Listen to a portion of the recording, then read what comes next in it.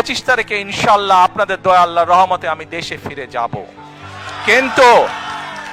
কিন্তু এখানে উপস্থিত, এই ঘরে উপস্থিত প্রত্যেকটি মানুষের কাছে আমার অনুরোধ, দয়া করে কেউ আপনারা এয়ারপোর্টে সেদিন যাবেন না। দয়া করে কেউ আপনারা এয়ারপোর্টে যাবেন না। আপনারা সকলকে আমি একটি বিনীত অনুরোধ করতে চাই, করব সত্যি?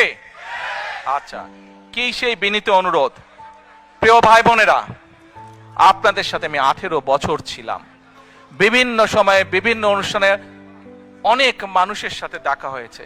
আপনাদের সাথে বহু স্মৃতি আমার রয়ে গিয়েছে। আপনাদের সাথে বহু দুঃখ কষ্ট আমি শেয়ার করেছি। আপনারা বিভিন্ন সময়, আমার বক্তব্যের শুরুতেই বলেছি, যুক্তরাজ্য সহ বিভিন্ন দেশের প্রবাসী, বিশেষ করে যারা জাতীয়তাবাদী, বাংলাদেশি জাতীয়তাবাদের রাজনীতিতে বিশ্বাস করেন, আপনারা বহু মানুষ বিভিন্ন সময় আমার পরিবারের, দলের বিপদের সময় আমাকে মানসিকভাবে সাহস দিয়েছেন, সহযোগিতা করেছেন, সমর্থন জুগিয়েছেন। আজকে বিশেষ করে লন্ডনে যারা আছেন, বিশেষ করে তোমরা যারা ইয়াং আছো, ছবি তোলার জন্য পাগল হয়ে যাচ্ছ, প্রত্যেকের কাছে আমার একটি অনুরোধ, 25 তারিখে ইনশাআল্লাহ আপনাদের দয়া আল্লাহর রহমতে আমি দেশে ফিরে যাব। কিন্তু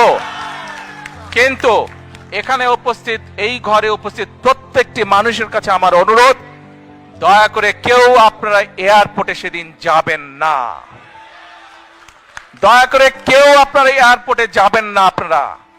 কারণ এয়ারপোর্টে গেলে একটি হট্টগোল তৈরি হবে এবং মানুষ জানবে যে এরা সব বাংলাদেশি, এবং দেশের সুনাম নষ্ট হবে, দলের সুনাম নষ্ট হবে।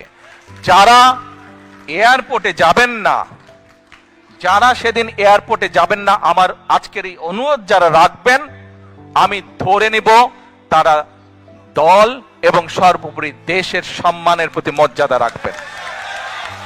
আর আমার মানা করা সত্ত্বেও, আমার অনুরোধ করার পরেও যারা যাবেন, আমি ধরে নিতে বাধ্য হব যারা ব্যক্তিগত স্বার্থের জন্য সেখানে গিয়েছেন। প্রিয় ভাই বোনেরা, সকলের কাছে দোয়া চেয়ে যাচ্ছি, আপনারা দয়া করে দোয়া করবেন, দেশনেত্রী খালেদা জিয়ার জন্য দোয়া করবেন।